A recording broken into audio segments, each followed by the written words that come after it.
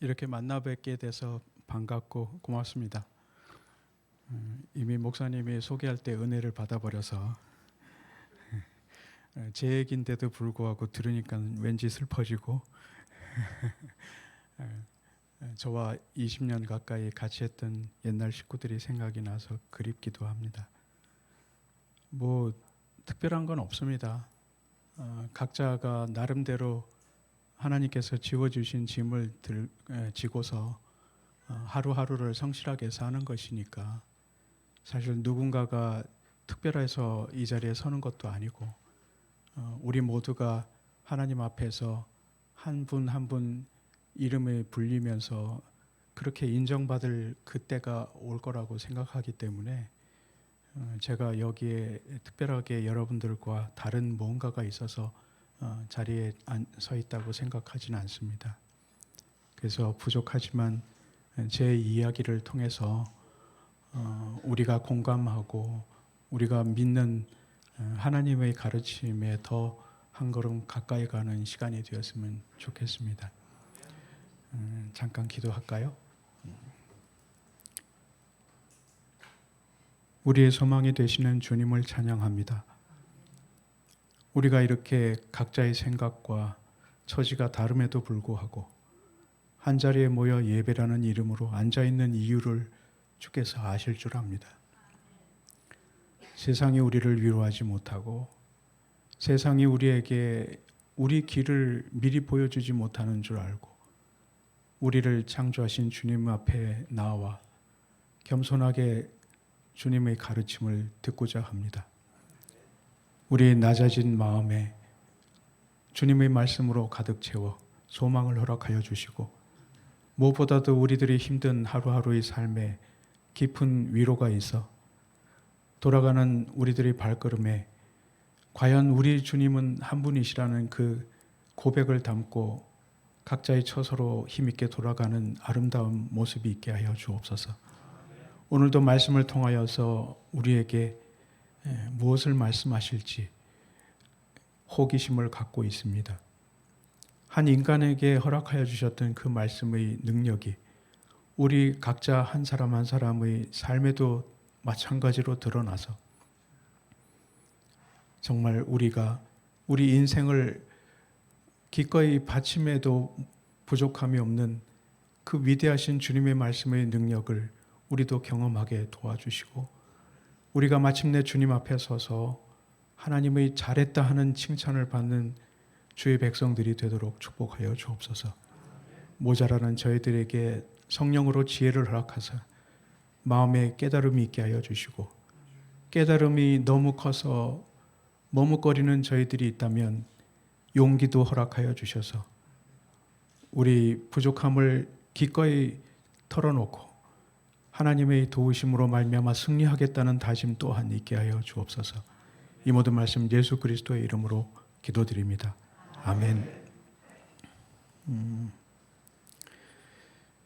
1985년 2월 달입니다. 그때 저는 신학대학원을 졸업했고요. 제가 졸업한 학교는 그 사당동에 있는 총신대학이니까 합동 쪽의 신학교였습니다. 7살 무렵에 나도 그게 무슨 뜻인지 모르고 하나님께 서원했던 걸 갚기 위해서 기대에 차서 준비했던 신학교였고요.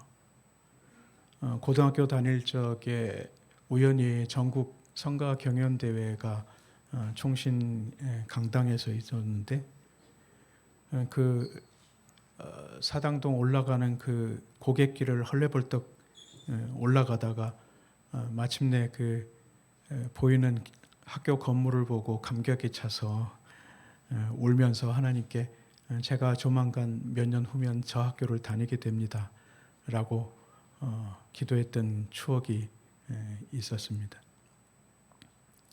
학교 다니면서 비교적 저는 명랑했어요. 또 한 분과 함께 우리 동기들 사이에서 말로는 도저히 당해낼 자가 없는 그런 사람이라고 평가를 받을 정도로 활달하기도 하고 뭐 그렇다고 공부를 그렇게 못한 것도 아니어서 늘 마음속에 이 공부 끝나면 강도사고시 대강 칠러놓고 유학을 떠나야 되겠다는 그런 생각으로 가득 차 있었습니다.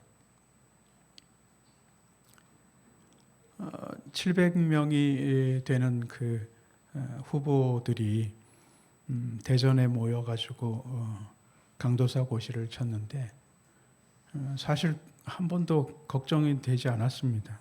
뭐 내 정도 실력이면 뭐 수석을 못해 문제지 그게 뭐 그랬는데 그 다음 날 고시 합격자 명단을 쭉 들여다보는데 어디에서도 가나다 순으로 읽어도 성적 순으로 읽어도 제 이름이 보이지 않더라고요.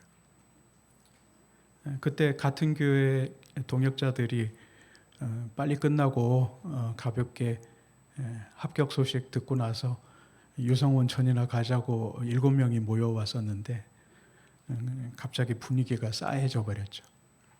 그래서 기왕 온 거니까 다들 가시고 나는 같이 갈 마음이 별로 없으니까 일단 수요 예배 때는 참석하겠다 하고 헤어지고 고사장에서 나오게 됐습니다.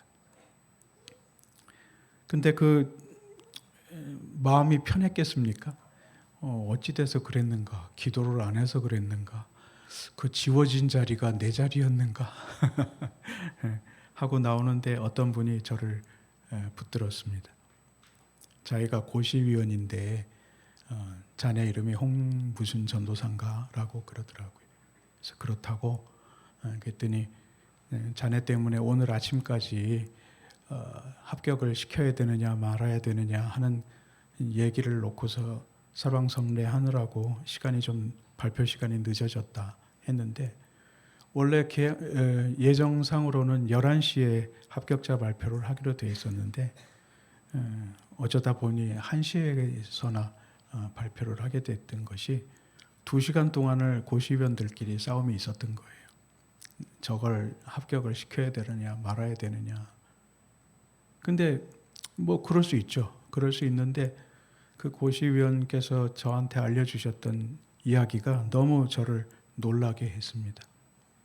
그건 내가 왜 합격이 되지 못해야 되느냐 하는 이유가 몇몇 지방에 계신 목사님들께서 이의를 제기한 게 저 사람이 제사장이 되려고 하는데 제사장이 돼가지고 어떻게 몸이 흠결이 있어서 그게 가능하겠는가 하는 거였고 그게 너무 격렬하게 의견이 분열이 되니까 어떤 분이 꾀를 내서 그러면 이걸 우리가 결정하지 말고 10월 달에 있는 총회에서 결정을 하는 게 어떻겠느냐 하고 중재를 하는 바람에 명목상으로는 합격 보류가 된 것이죠. 그럴 수밖에 없었겠죠. 나중에 듣게 된 거로는 제가 몇 가지 그 강도사 고시를 치른 과목의 평균 점수가 90 몇 점이니까 저를 절대 자를 수는 없었겠죠. 그러나 제사장 될 사람이 몸이 불편하다는 거는 어떻게 강력하게 뭐라고 할 수가 없는 상황이어서 그렇게 됐던 겁니다. 그때부터 그 다음해 10월 달까지 그러니까 그 다음에 노회가 있을 때까지 1년 6개월 정도? 1년 6개월 정도 조금 덜 되겠네요. 그 기간 동안 저는 기도하는 쪽으로 제 갈 길을 택했습니다. 정치적으로 뭔가를 해결할 수 있는 분들이 있다고 하는 소리를 들었지만 이때는 하나님과 결판을 내야 될 시간이지 사람의 어떤 자리를 통해 가지고 해결할 게 아니라고 저는 생각을 했죠. 근데 유감스럽게도 그 당시에 총회장이었던 우리 교회 담임 목사님도 제가 목사 되는 걸 원치 않으셨어요. 어쨌든 그 1년 몇 개월 동안 하루 3끼를 먹는다고 가정을 했을 적에 딱 3분의 1, 6개월 동안을 금식하는 데다가 시간을 보냈습니다. 그리고 그 다음해 10월 달에 그렇게도 원했던 목사 안수를 노회에서 받게 됐던 거죠. 그리고 그것으로 끝나지도 않았어요. 목사님 자신이 청빙을 원치 않았기 때문에 저를 불쌍하게 생각했던 어떤 분이 그 교회 장로님이었는데 유명한 어떤 기독교 출판사를 하고 계셨는데요.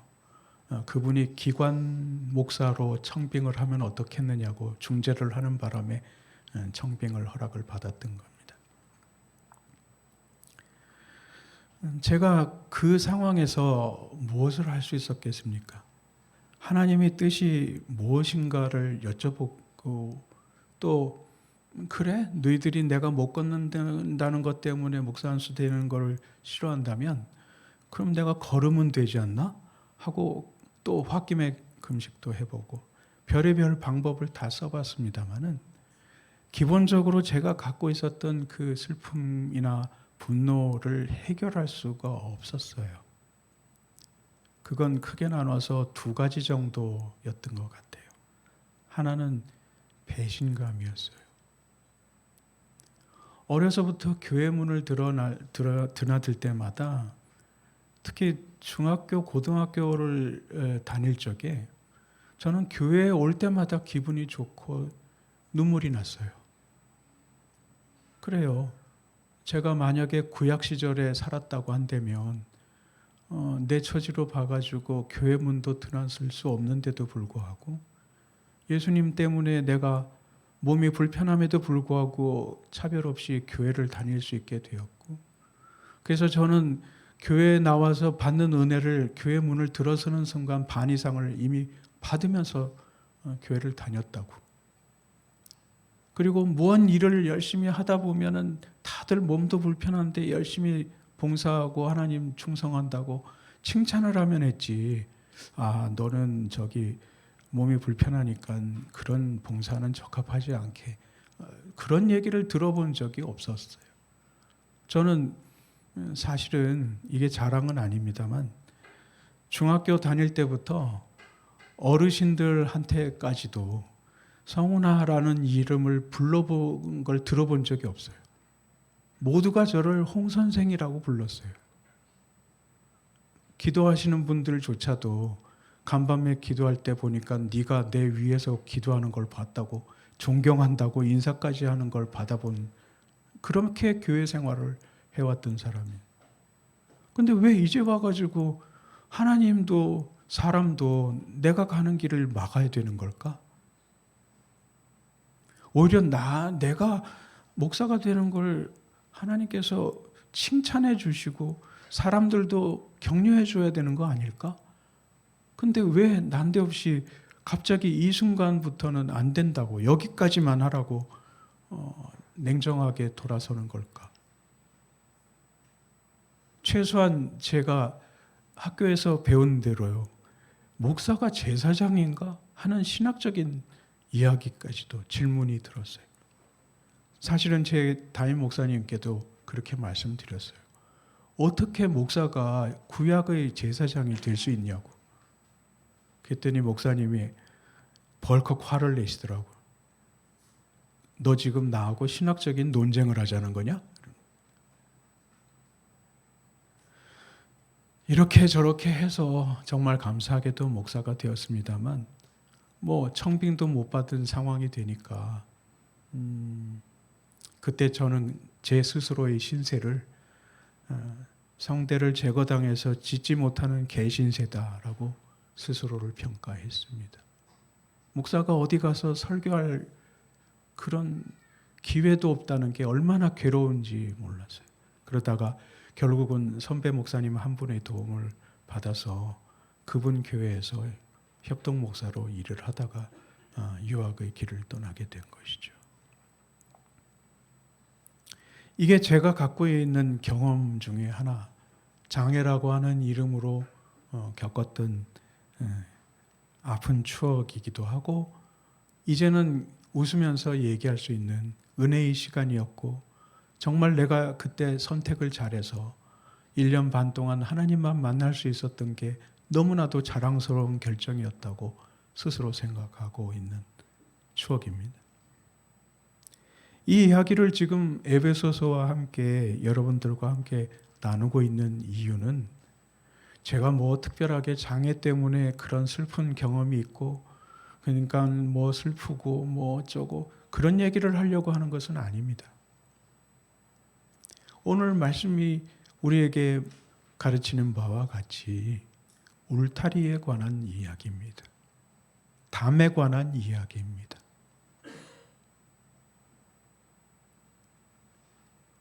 저는 요즘에 또 그런 우스갯소리를 합니다.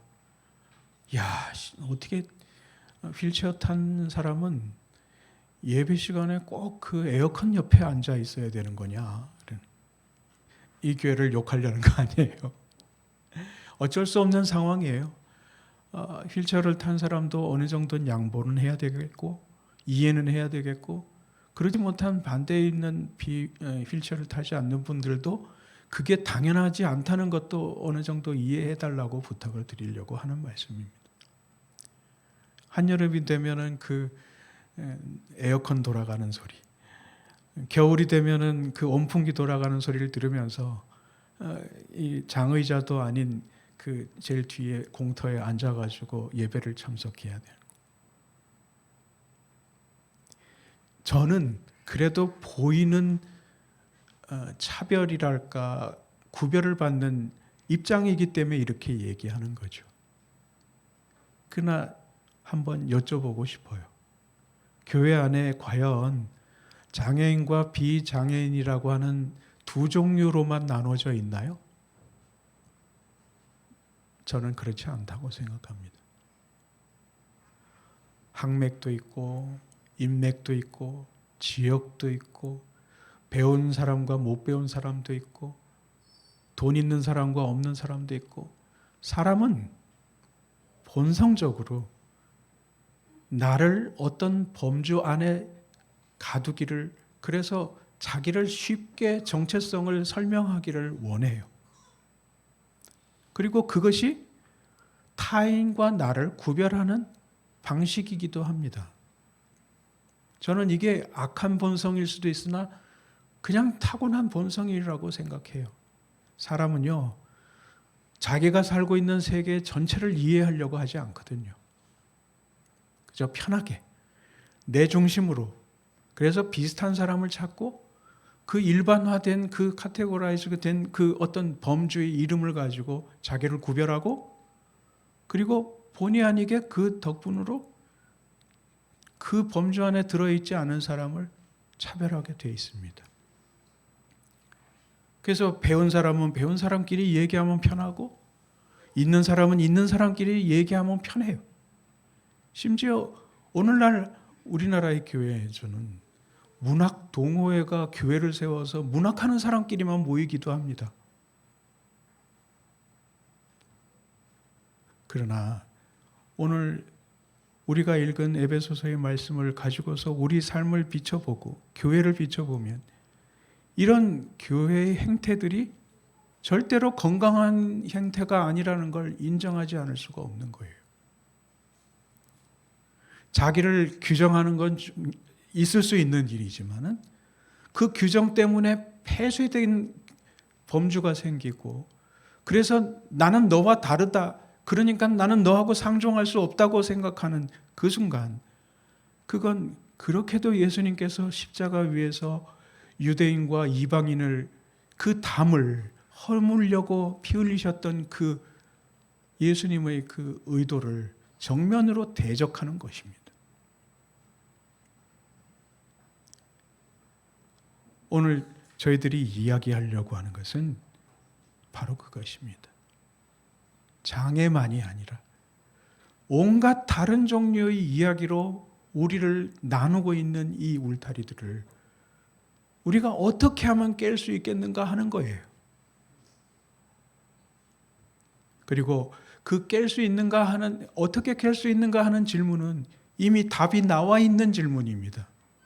그것은 그리스도께서 그렇게 하셨던 것처럼 사랑과 낮아지심으로 나와 다른 그 사람들을 내 쪽으로 끌어들이는, 그래서 마침내 하나 되는 하나님의 나라를 이루는 그 예수님의 사역에서 우리가 해야 될 일이 이미 결정나 있다는 것을 말씀드리려고 하는 것입니다. 이것은 아주 중요한 일입니다. 왜냐고요? 하나님의 나라가 교회에서만 이루어지는 것이 아니기 때문이기도 하고, 교회 안에서 우리를 서로 다르다고 평가하는 그런 울타리들을 없애는 작업들을 통해서 마침내 이 세상을 가르고 있는 모든 장벽들을 허물 수 있는 훈련을 우리가 지금 교회 안에서 하고 있다는 것을 인식해야 한다는 것이죠.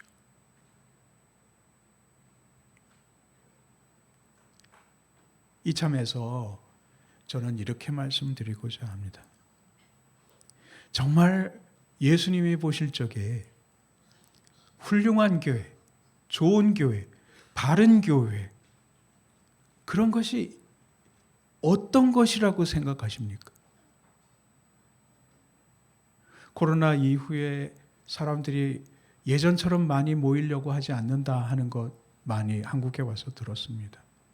그럼 좋은 교회라고 하면 소위 옛사랑을 회복해서 주일날이면 이 교회당을 가득 채우는 것이 좋은 교회입니까?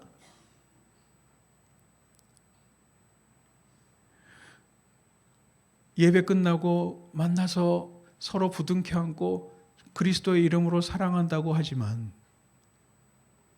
그 부둥켜 안고 사랑한다고 고백하는 사람이 나와 뜻이 맞는 사람에게만 국한되어 있다면 그건 행복하고 좋은 교회가 아닙니다. 하나님께서 슬퍼하시는 교회예요. 아직 성숙하지 못한 교회예요. 그래서 저는 늘 이렇게 표현합니다. 정말 좋은 교회는 차별하지 않는 그것을 실현하고 하나 되기 위해서 우리를 가르는 모든 울타리들을 무너뜨리기 위해서 그럼에도 불구하고 사랑할 수 없고 그럼에도 불구하고 껴안을 수 없고 그럼에도 불구하고 이해할 수 없는 사람을 이해하고 사랑하고 껴안기 위해서 그럴 수 없는 내가 한탄스러워서 통곡하는 교회가 좋은 교회라고 생각하는 겁니다. 좋은 사람을 좋아하는 게 누구는 못하겠어요. 싫어하는 사람을 좋아하는 게 힘든 것이지. 그럼에도 불구하고 우리는 은연중에 우리 교회에 적응하지 못하고 그래서 소리 없이 사라져가는 사람에 대해서는 관심을 기울이려고 하지 않아요. 우리 뜻과 어느 정도 맞아서 이만하면 이 교회에 견딜만 하다고 생각하는 사람들끼리 모여서 예배 드릴 때마다 우리 교회 진짜 좋은 교회라고 얘기하는 교회가 얼마나 많은지 모릅니다.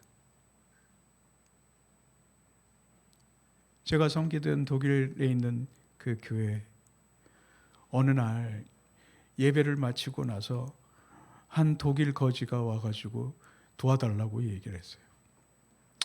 야, 우리 돈은 없는데 밥은 줄 수 있어. 그랬더니 밥도 달라고 그러더라고요.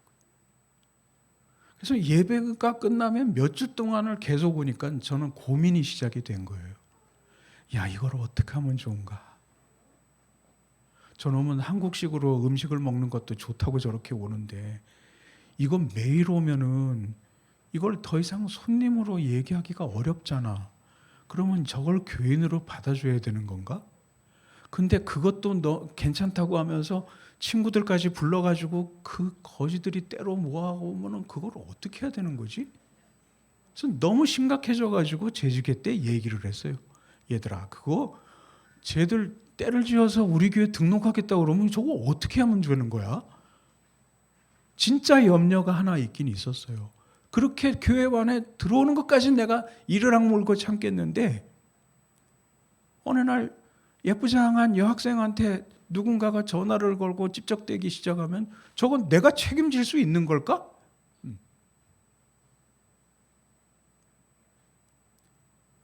그렇게 염려를 몇 주를 하고 있었는데 감사하게도 더 이상 오지 않더라고요. 이유가 있었어요. 밥을 먹는데 돈이 안 나오니까 이제 짜증이 났어요.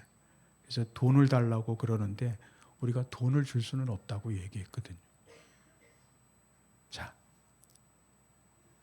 우리는 그리스도의 사랑을 얘기합니다만 분명히 인정해야 할 것이 있어요. 우리 사랑과 관용에 한계가 있다는 사실을 우리 자신이 알고 있어야 하고 인정해야만 합니다. 그 인정을 바탕으로 우리는 하나님께 기도해야 돼. 하나님, 아무리 이를 악물고 노력하려고 해도 여기까지가 내 한계입니다. 그러니 어떻게 하면 좋습니까? 가라고 할까요? 아니면은 그럼에도 불구하고 주님께서 우리의 마음을 변화시켜서 저 사람이라도 끝까지 받아들일 수 있게 해 주시겠습니까? 그래서 기도가 필요한 것이고, 그래서 자기 부정이 필요한 거 아니에요? 이 교회에서 들은 것은 아무것도 없으니까 지금 얘기하는 건 다른 교회에서 들은 겁니다. 제가 네덜란드에서 잠깐 목회를 할 적에 교인들이 저한테 하는 말이 있었어요. 저놈 새끼, 이게 원래 했던 그대로 하는 거예요. 저 새끼는 왜 재수없게 예배에 나온 거야? 그러더니 저를 향해서 하는 말이, 저놈이 예수 믿고 천당 가는 것을 간다면 자기 손에 장을 지지겠대. 그래서 너무 슬퍼서 제가 물어봤어요. 당신 같은 사람도 예수 믿고 천당 간다는데 왜 저 사람은 안 되냐고. 그랬더니 하는 말이, 내가 교민 생활 20년 동안 저놈이 어떤 짓을 하고 살았는지 뻔히 알고 있다는 거예요.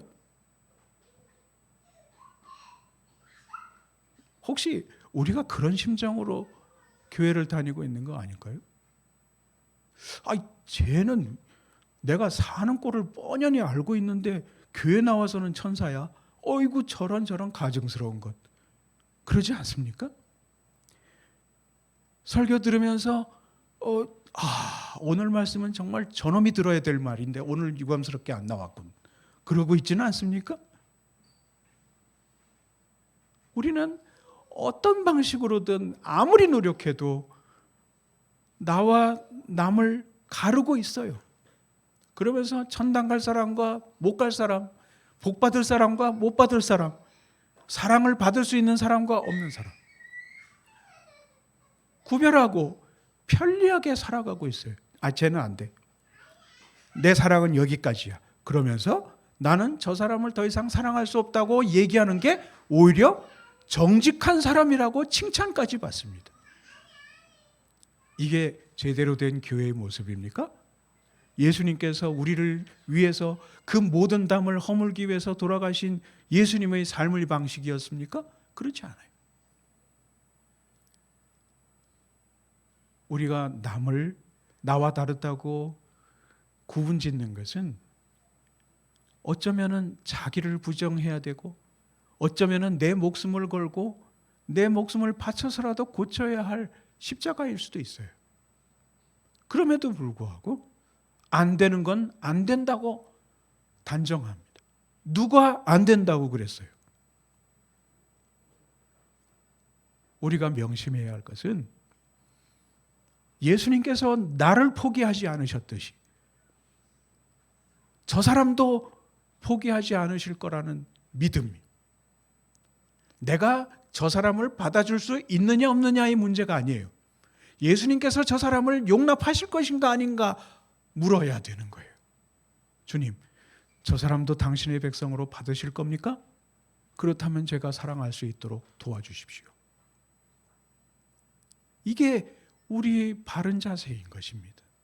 거기에 하나가 되는 방식이 숨어 있는 거예요. 거기에 우리나라가, 우리 교회가 하나 되는 길이 있는 거예요. 우린 너무나도 편하게 예수 믿는 거 아닐까요? 우리는 내가 하나님 앞에 구원받았고 용서받았다는 사실에만 도취돼서 살고 있는 거 아닐까요? 그럼 저 사람은 하고 왜 물어보지 않을까요? 귀찮을까요?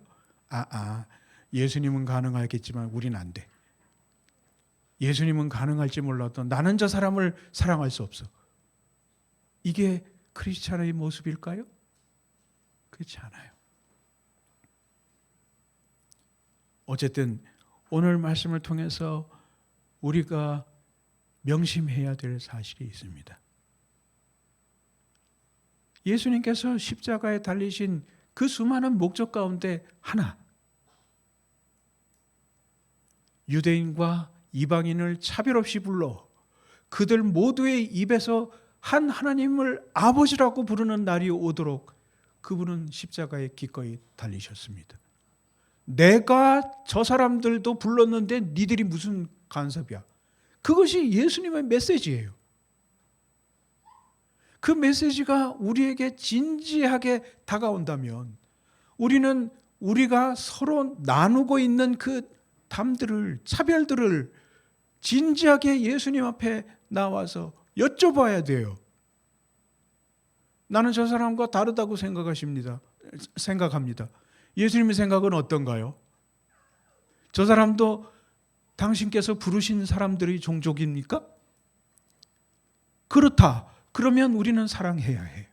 하나 되어야 해요.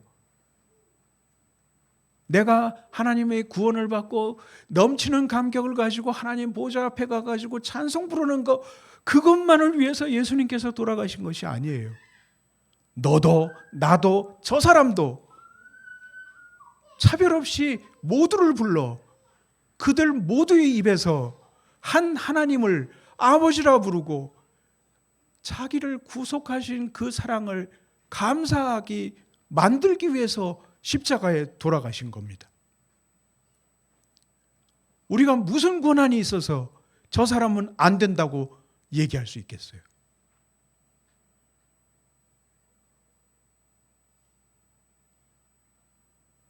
좋은 교회, 저는 이렇게 생각합니다.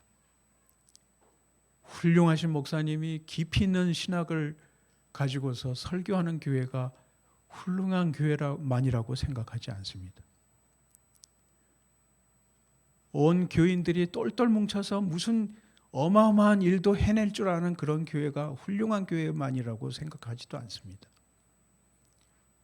보잘것없는 설교가 선포되고 한 줌밖에 안 되는 교인이 모일지라도 그들 사이를 충분히 가르고도 남을 수 있는 그런 온갖 종류의 울타리들이 제거되고 그들이 하나가 되어 한 하나님을 같은 마음으로 찬송할 수 있다면 훌륭한 교회예요.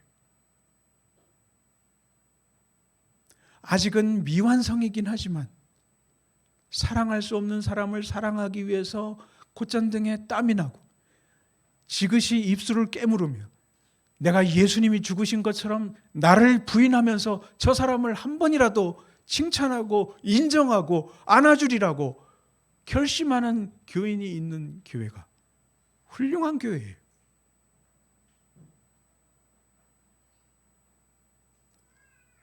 우리나라는 전통적으로 하나 된다는 것을 다름이 없는 것이라고 생각했어요. 그러나 예수님께서 하나됨이라고 말씀하실 적에는 그런 뜻이 아닙니다. 다름에도 불구하고 그 다름으로 다투지 않는 것, 다름에도 불구하고 그 다름으로 인해서 갈라지지 않는 것, 다름에도 불구하고 그 다름으로 인해 슬퍼하고 애통하고 자복하면서 우리들의 한계를 하나님 앞에 내어놓고 당신의 힘으로 그것을 극복할 수 있게 해달라고 기도하는 곳이에요. 그 교회가 하나님께서 사랑하는 교회예요. 제가 참 좋아하는 라틴어로 된 찬송이 하나 있습니다. 한국말로 번역을 하면 이렇습니다.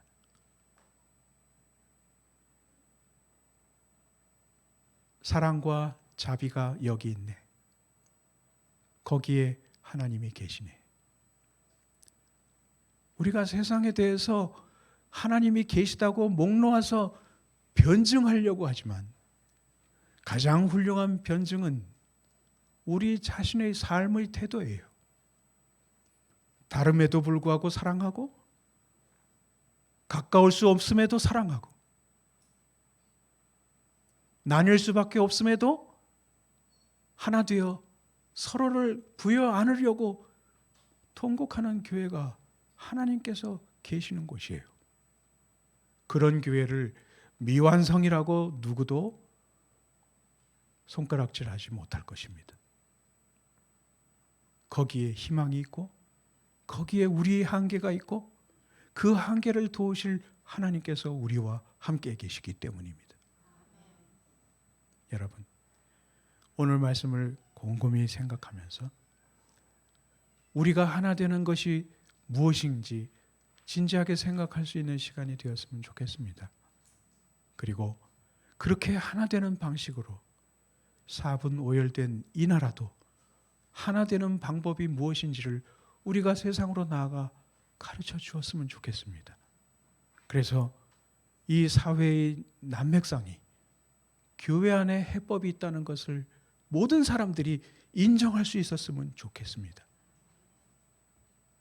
하나님의 기대를 우리가 부응하기 위한 방법이 그것이라고 저는 생각합니다.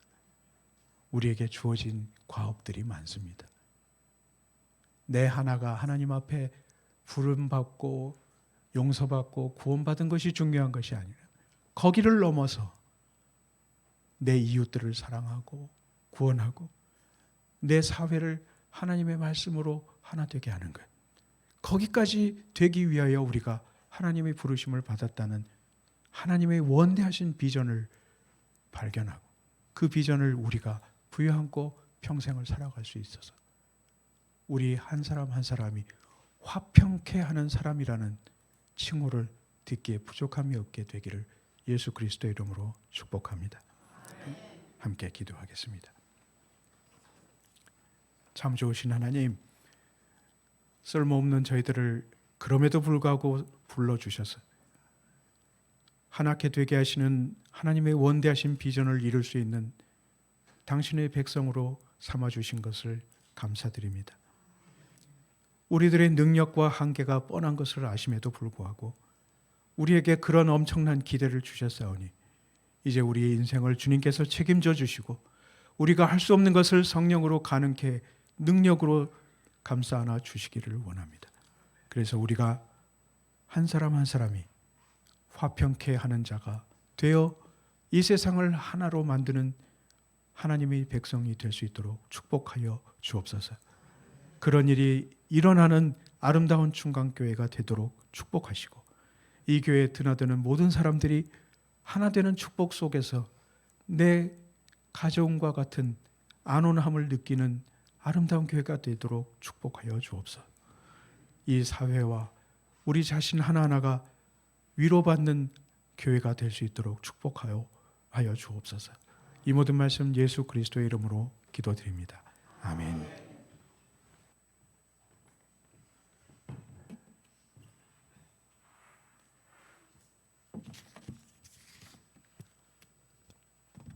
참으로 귀한 말씀 감사합니다. 이 시간